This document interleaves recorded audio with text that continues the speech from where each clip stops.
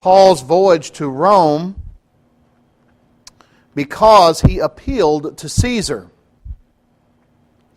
Acts chapter 26 and verse 32, Agrippa said to Festus, "This man may have been set free if he had not appealed to Caesar." So Paul could have had his freedom if he had not made his appeal to Caesar. And you see in this Paul's personal commitment to preaching the gospel, that he was willing to forego his own freedom so that he could have a chance to fulfill the Lord's will in his life and preach the gospel. Chapter 27 is going to talk about that trip to Rome. And of course, he is going there as a prisoner. And as a prisoner, he is being taken there. But in the big picture of things, this is God's will. This is God's providence at work, getting Paul to Rome so that he would be able to preach to Caesar. And so chapter 27 deals with that voyage. And what we're going to find in this voyage in chapter 27 is, even though this is God providentially getting Paul, and also Luke, as we're going to see as well, to Rome, it's not going to be an easy journey. I think there's a lesson there. There's a lot of detail concerning the trip to Rome. And we know that this is God's will that he's going there. God is at work getting him there through his providence. But it's going to have some hardship and some difficulty. And I believe there's a lesson there for us. Even though we are doing God's will, sometimes we're going to face shipwrecks. We're going to face hardships. We're going to face difficulties in our life as we're doing God's will. Chapter 27 and verse 1 of Acts, "And when it was decided that we should sail to Italy, they delivered Paul and some other prisoners to one Julius, a centurion of the Augustan regiment." The word "we" there indicates that Luke was with them. "We" and "us" used throughout chapter 27 means Luke, the author, is with them. Verse 2, "So entering a ship at Atramitum, we put to sea, meaning to sail along the coast of Asia. Aristarchus, a Macedonian of Thessalonica, was with us. The next day we landed at Sidon, and Julius treated Paul kindly and gave him liberty to go to his friends and receive care." So we see the journey begins, and if you see up here on the map, and you can't see it really good because it's yellow, but the journey begins here at Caesarea and is going this way, Sidon, and it's going to go up around Cyprus. And as we read this, you can see where it goes on this map. Again, showing and indicating that this is actual history. This is not something that is fictitious or mythical. This is actually what happened in history. So we see here that Paul received kindness from the centurion named Julius. He treated Paul with kindness and gave him, verse 3, liberty to go to his friends and receive care. One person suggested that the receive care there is a term or phraseology that Luke uses to indicate medical care. That there may have been something physically wrong or with Paul in his body, and he needed medical care. And so Luke, being a physician, writing by the inspiration of the Holy Spirit, is using medical terminology there. Remember, Paul talked about a thorn in his flesh that's never identified in Scripture. And some have thought that it might have been some sort of medical condition or medical problem that he had. So the receive care there in verse 3 indicates medical care there in the place where Julius treated Paul with kindly. And verse 4 said, "When we had put out to sea from there, we sailed under the shelter of Cyprus, because the winds were contrary.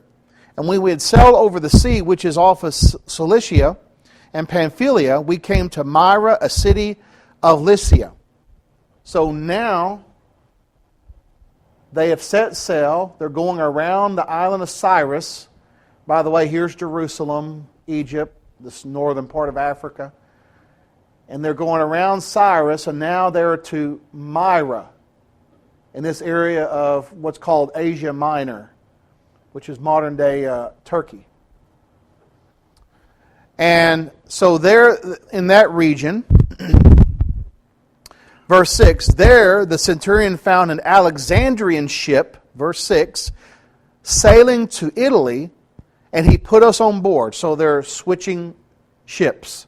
And, we do that with planes or whatever. You might switch it onto a different plane if you have a layover in a certain town. They're switching ships here and going out to sea. So there in Myra, the city of Lycia, they are put on an Alexandrian ship going to Italy.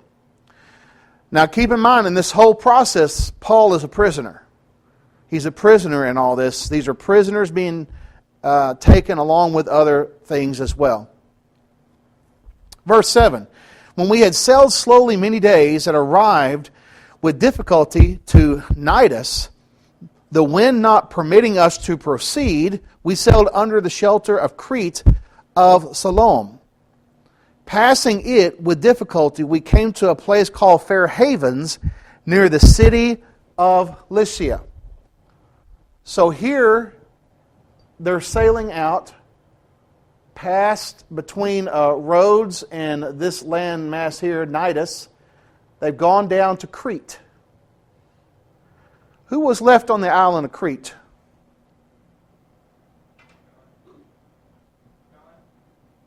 No. Who in the New Testament was left on the island of Crete that Paul wrote to? No, but close. Titus. Paul wrote to Titus on the island of Crete. For this reason I left you on the island of Crete, chapter 1, that you might set in order the things that are lacking and ordain elders in every city.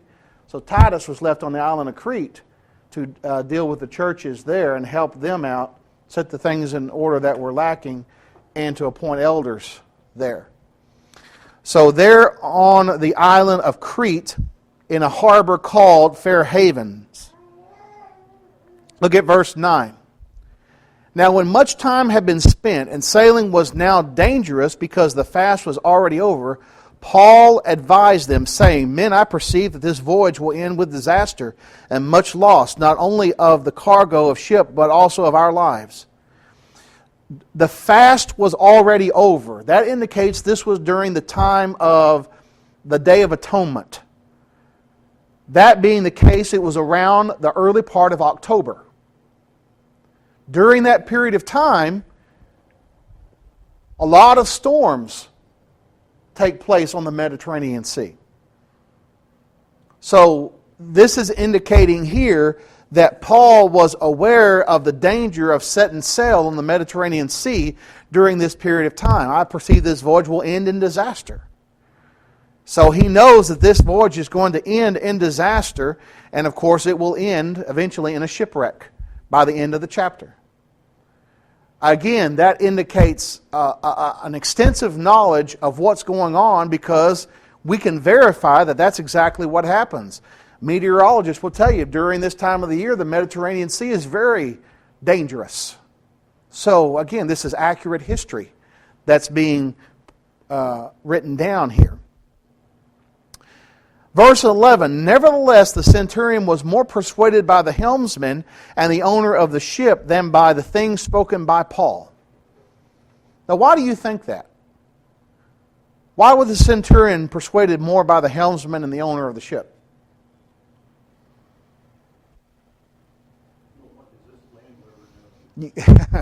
Exactly. Paul's a prisoner. He's a prisoner.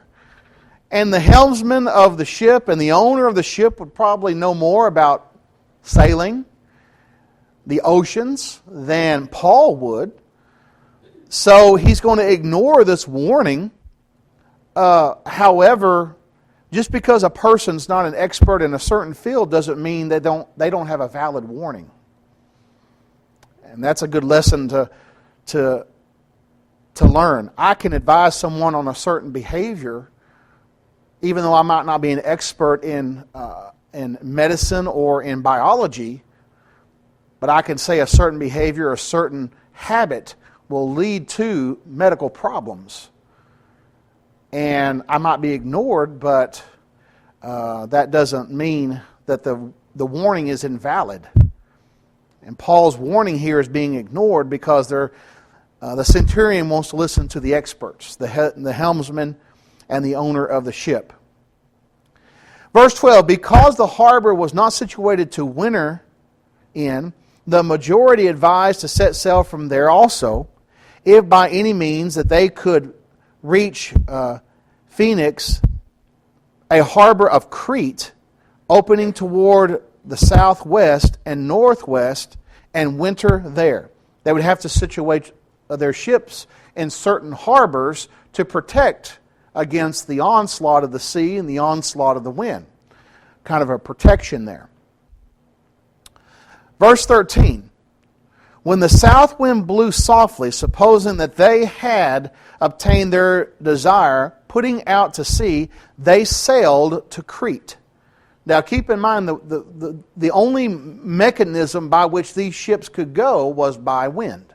That's the only mechanism they had. They didn't have, well, they had the rowing. Some ships had rowing of manual labor.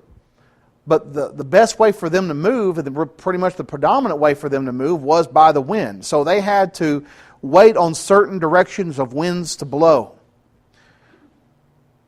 They sailed close to Crete, it says. Verse 14. But not long after, a tempestuous headwind arose called the Euroclydon. Euroclydon is referring to a very strong wind that's very similar to what we would call a cyclone. Very powerful storm. Verse 15.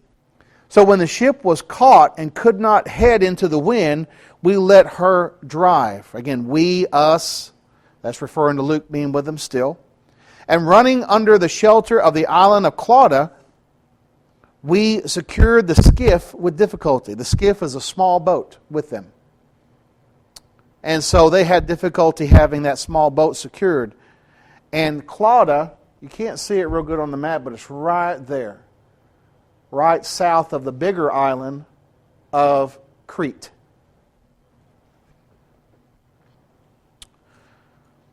Verse 17. When they had taken it on board, talking about the skiff, they used cables to undergird the ship, fearing lest they should run aground on citrus sands. They struck sand and so were driven. So they had ropes they would go and they would secure the underneath the ship to make it stronger, to reinforce that ship and reinforce the structural integrity of the ship because of the waves and running aground on the sand.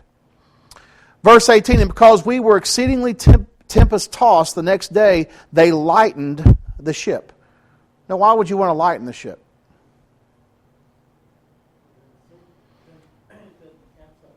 It doesn't capsize, and the more cargo you have on, the deeper it sets in the water.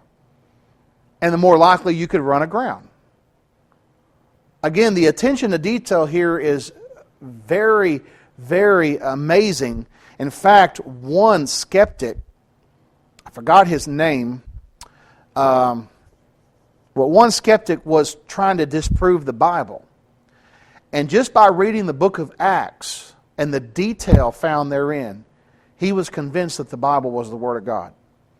Because of all of the detail, the nautical detail that you find in this chapter, all the detail of the historical references in which it corresponds with other records of history, he was convinced that the Bible is the Word of God. So you have, again, attention to great detail. So it says there, they lightened the ship. Verse 19, on the third day, they threw the ship's tackle overboard with our own hands. Now, when neither sun nor stars appeared for many days, and no small tempest beat on us, all hope that we would be saved was finally given up. So here we see that they are in a terrible situation. They lighten the load. They throw over their tackle. That was very valuable. Fishing equipment. Those things they threw over shows their desperation. They thought that they were not going to be saved from this situation. They finally gave up. Verse 21. But after long abstinence from food, then Paul stood in the midst of them and said, Men, you should have listened to me and not have sailed from Crete and incurred this disaster and loss. And now I urge you to take heart, for there will be no loss of life among you, but only of the ship. Verse 23, For there stood by me this night an angel of the God to whom I belong and whom I serve, saying, Do not be afraid, Paul, you must be brought before Caesar. And indeed God has granted you all, and all those who sail with you. Therefore take heart, men, for I believe God that it will be just as it was told me. However, verse 26, we must run aground on a certain island. So all hope is lost. They tried to lighten their load. They tried to secure the ship and try to weather the storm. And they think, we're not going to make it. And so Paul gives these words of encouragement. And in verse 21, he basically says, I told you so. We should not have left during this time. And we brought this on ourselves. Incurred this disaster and loss. Verse 21, is there a lesson there? Do not many of our own problems we bring on ourselves? I guarantee you most of the problems that I faced in my life, I brought on myself. Whether it's financial or whatever, it's because of poor decisions on my part. We bring our own problems on ourselves. Now there's other problems, of course, that are beyond our control, but we would save ourselves a lot of trouble in life if we would listen to sound advice. And he said, you should have listened to me. So listening to sound advice instead of worrying about, well, what does he know? He's not a sailor. Still didn't matter. He warned them of some danger there, and that was a valid warning. So we bring a lot of problems on ourselves due to our own decisions that we make. But then he gives them reassurance, verse 22. Now I urge you to take heart. That means be encouraged. For there will be no loss of life among you, but only of the ship. Ship's not going to make it, but there's not going to be any loss of life. And he says, here's the reason why I know this, verse 23. For there stood by me this night an angel of the God to whom I belong and whom I serve, saying, Do not be afraid, Paul, you must be brought before Caesar, and indeed God has granted you all those who sail with you. So the reassurance of the promise by an angel of the Lord that came to Paul and appeared to him, told him not to be afraid, you're going to be brought before Caesar. So there is a destination in mind, Rome, way up there on Italy Peninsula. You're going to get there, but you got to go through these difficulties first. You will get there eventually, but you must go through these difficulties first. You're going to be brought. And indeed, God will bless you as well as those who sail with you. Is it not the case throughout the Bible that people who are around godly people receive a blessing? People who are not God's people receive a blessing as a result of being in the presence of God's people? Do we not have examples of that in the Old Testament? What about Potiphar's house? Joseph being there. God blessed Potiphar's house because Joseph was there. Joseph, a godly man. When he went to prison, accused of a crime he didn't commit, he was a blessing to the prisoner and the situation there in prison because he was a good, godly man. And was not the nation itself saved as a result of Joseph being in their midst? They were blessed as a result of having a godly man. And several examples can be given of such a thing. And here you have Paul, a godly individual, with Luke, could be the only two Christians on that boat. But as a result of God having a purpose for Paul's life, a prophecy that he would appear before Caesar, he was going to get him there. And nothing was going to stop that. And as a result of that, others around him would be blessed just simply by being with Paul. So there is an example there of how our blessings overflow and spill over and affect other people who aren't even Christians. Verse 25, therefore take heart, men, for I believe God that it will be just as it was told me. What a tremendous statement of faith. It's going to be just like God said it's going to be. It's going to happen. Did it look like it was happening as they were going to and fro in the ship and the ship was falling apart and they think they're going to die and they're going without food, they're fasting? No, it didn't. At that moment it didn't look like it was going to happen. Were they still going to have to face difficulties later on? Sure. But it was going to happen. It was going to happen. So again, that is a tremendous statement of faith. It's going to happen just as God said it would happen. I believe God. That's trust. Part of saving faith is trusting God. Trusting Him in the midst of the storms of life. Verse 26, however, we must run aground on a certain island. So he's telling them there is going to be problems ahead. We're going to be saved. I trust that God's going to take care of us, but we're going to run aground on a certain island. So here we have in chapter 27, God blessing the crew of this ship because of Paul and Luke being there. God had a plan for Paul's life. However, that did not take away the problems.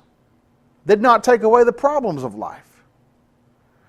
And that's what we have to understand, that even though God has a purpose for our life and we're living for God, He's not going to take away our problems. We're going to face the problems, but we have to have this faith of verse 25, God's promises will be fulfilled. He's going to pull us through. Any question or comment about that?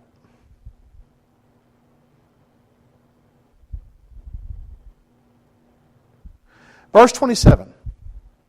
Now when the 14th night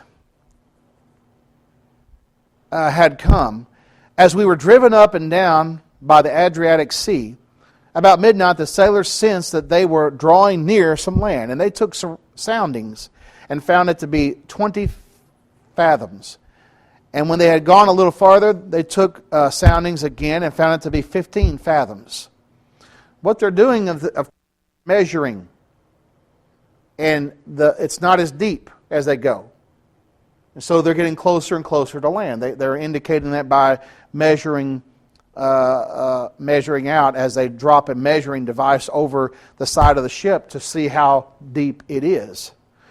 Verse 29, then fearing lest we should run aground on the rocks, they dropped 4 anchors from the stern and prayed for day to come. And as the sailors were seeking to escape from the ship, when they had let down the skiff into the sea under pretense of putting out the anchors from the prow, Paul said to the centurion and the soldiers, unless these men stay in the ship, you cannot be saved. Then the soldiers cut away the ropes of the skiff and let it fall off. So there were some people trying to escape. And Paul says, unless you stay in the ship, you cannot be saved. Now, of course, he's talking about physical salvation here. But does that not sound like other statements in the Bible? Unless a person is born again, they cannot see the kingdom of heaven. A definitive statement. You've got to be born again if you're going to see the kingdom of heaven. He's saying here, unless you stay in the ship, you cannot be saved. So those off the ship, anyone jump ship, they're going to be lost. There's many spiritual lessons that are found there.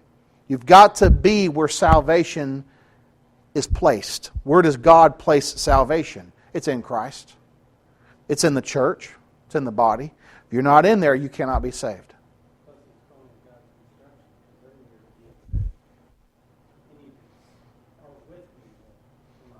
Exactly. Exactly. Following those instructions, which again, that there's a lesson there of following God's instructions concerning the plan of salvation and what He wants for your life as revealed in the New Testament. You do that, you will be saved. But if you don't do that, you don't stay on the ship, you cannot be saved. Great lessons there. So the soldiers cut away the ropes of the skiff or the small boat and let it fall off. They were not going to let people escape that way and let it fall away. Verse 33. And as day was about to dawn, Paul implored them all to take food, saying, today is the 14th day, and you have waited and continued without food and eaten nothing. Therefore I urge you to take nourishment, for this is for your survival, since not a hair will fall from the head of any of you. And when he had said these things, he took bread, gave thanks to God in the presence of them all, and he had broken it, he began to eat. Then they all were encouraged and also took bread themselves. And it says in verse 37, in all, we were 276 persons on the ship. So Paul with Luke and all these others here, he's saying to them, you've got to eat. This is for your own survival. They were fasting and praying and trying to entreat, of course, them being idolatrous, entreat their God. Does that not remind you of something of the Old Testament? Weren't there some sailors that had a prophet on board and a tempestuous sea came up and they were praying and crying out to their God for help? What was the name of that prophet? Jonah. So he's saying, look, you're not a hair, you're going to survive. Not a hair will fall from your head. That's an indication of survival. That's an expression there, meaning you're going to be okay. And so as an example of faith and encouragement, Paul ate in front of them. He took the bread. Do you see his calmness? You can just see this calmness here of Paul. He took the bread, gave thanks to God in the presence of them all, and he began to eat. Don't you know that had a calming effect on everyone else? To see Paul just have a trust and a devotion to God, that God's going to be with him through this difficulty, and it had an impression on them that they took food, they were encouraged, and they took food as well. Verse 38. So when they had eaten enough, they lightened the ship and threw out the wheat into the sea. So they're emptying now the wheat, because, of course, it would weigh it down and it would cause the ship to run aground. Verse 39. Here's the shipwreck. Now, all this is taking place right in this area here. The storm, the ship falling apart, them being encouraged to stay on the ship. Now they're going to run aground on Malta, this island right here. And so all of that is leading up to them shipwrecking on Malta. When it was about day, verse 39, they did not recognize the land, but they observed a bay with a beach onto which they planned to run the ship if possible. They let go the anchors and left them in the sea, meanwhile loosening the rudder and the ropes. They hoisted the mainsail to the wind and made for shore. But striking a place where two seas met, they ran the ship aground, and the prow struck fast and remained immovable. But the stern was being broken up by the violence of the waves. So the ship, in other words, gets stuck. The waves are just beaten up. You know, waves are relentless. And so it's just tearing the ship apart. It's already been through a bad storm, so it's already weakened. Now it's stuck, and it's being torn apart by the waves. Verse 42. And the soldiers' plan was to kill the prisoners, lest any of them should swim away and escape. So this is very much like Acts chapter 16. The Philippian jailer, when the prison doors were open, thought that they had all escaped.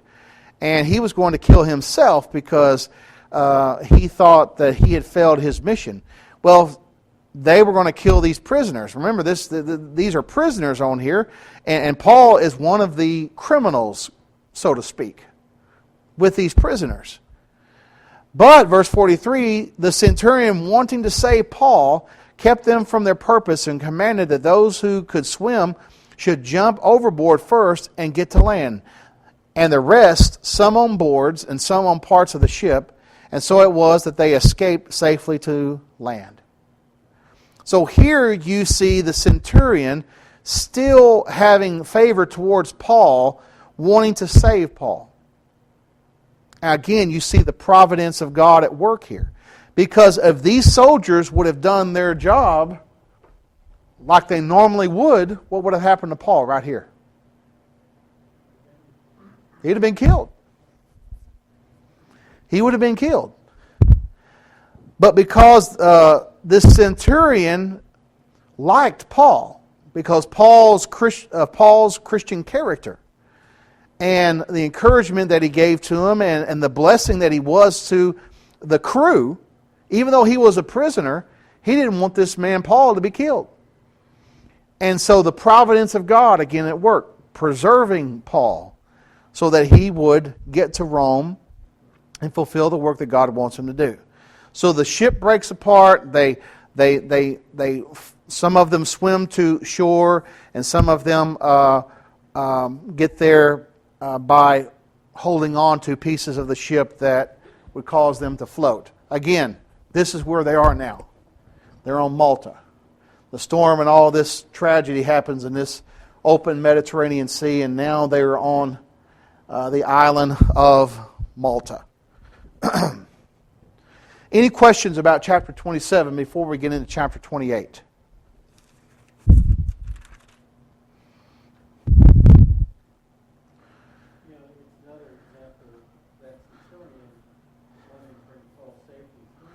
Mm-hmm. As you mentioned, another example of the presence of Paul and his faith in God in front of all these men.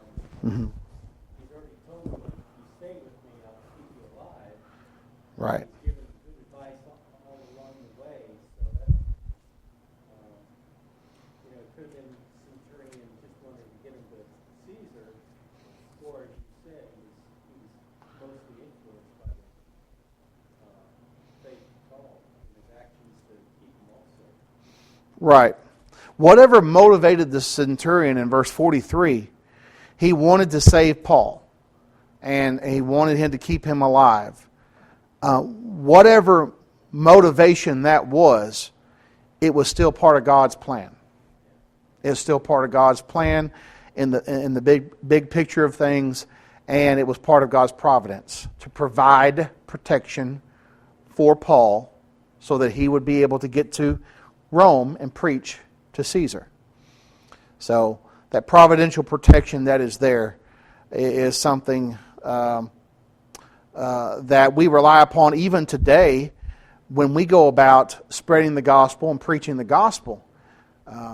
We rely upon, if we go by plane, we rely upon God being with the pilots, that we get from point A to point B safely.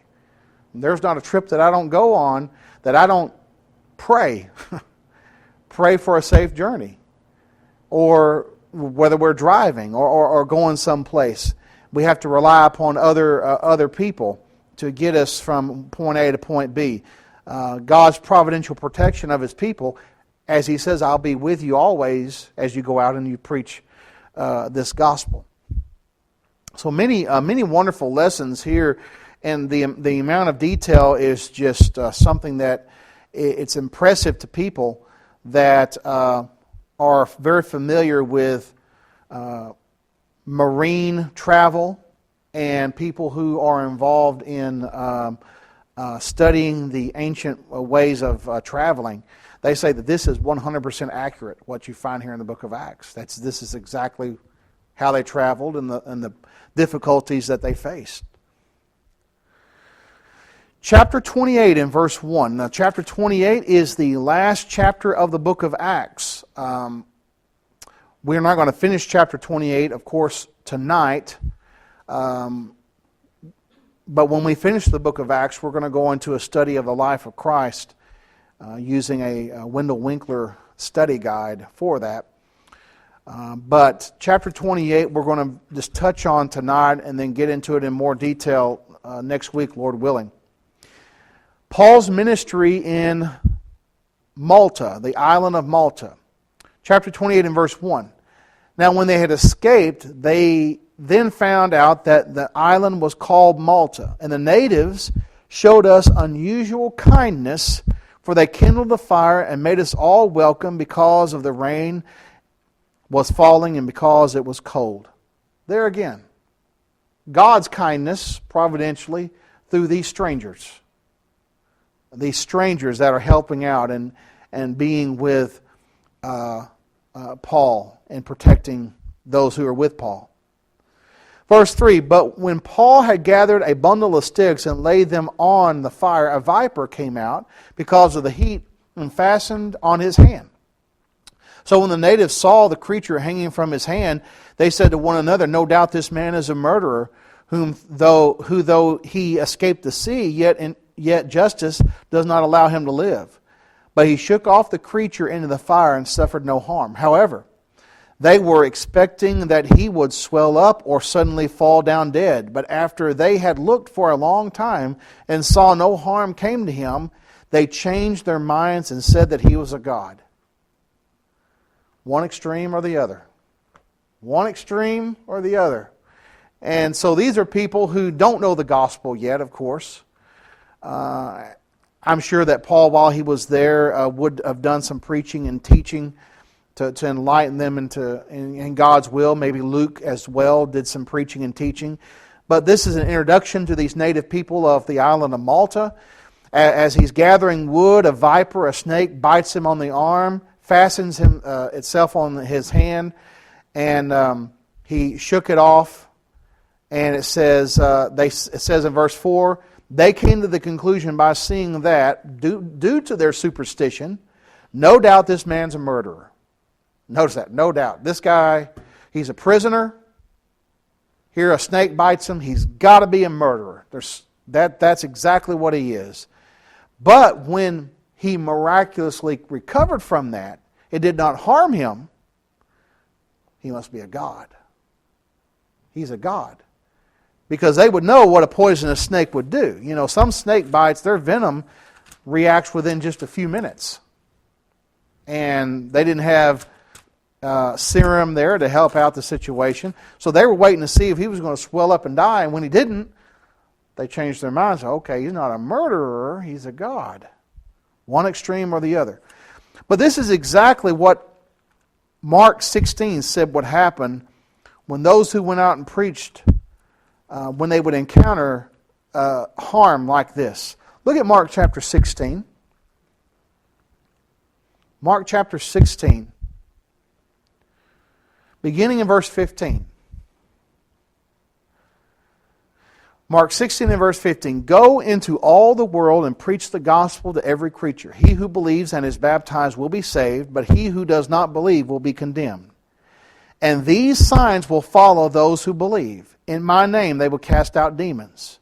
We've seen that in the book of Acts. They will speak with new tongues. We've seen that in the book of Acts.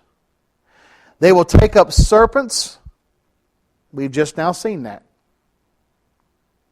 And if they drink anything deadly, it will by no means hurt them. They will lay hands on the sick and they will recover. Of course, we've seen miraculous healings. The only thing that we do not have recorded in the book of Acts is if they drank any kind of poisonous thing, it would not harm them. That's because, just like the gospel accounts, the book of Acts doesn't record every single thing. Everything about the life of Christ wasn't recorded. That's what John tells us in the book of John. If everything was written, the whole world couldn't contain the books. But that which we need has been recorded. So the only thing not recorded is drinking any deadly thing. It wouldn't harm them. But they will take up serpents. And this is exactly what Paul did here.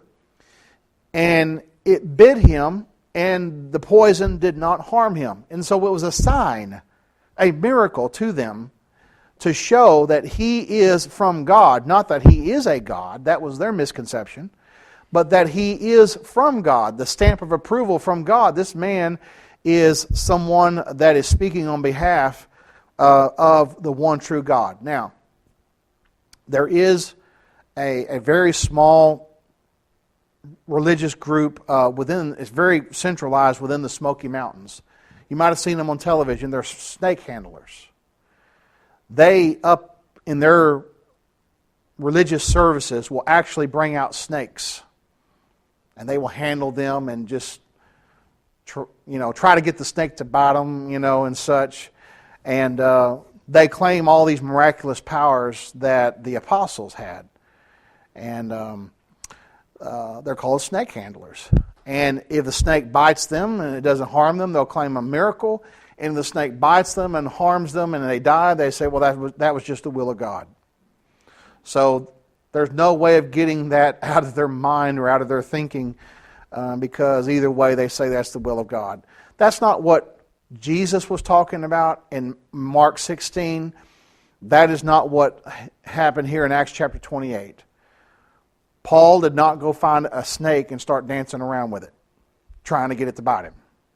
He wasn't a Pentecostal. This was a normal activity. The snake came out of the fire because it got hot. It latched on to Paul, and it did him no harm.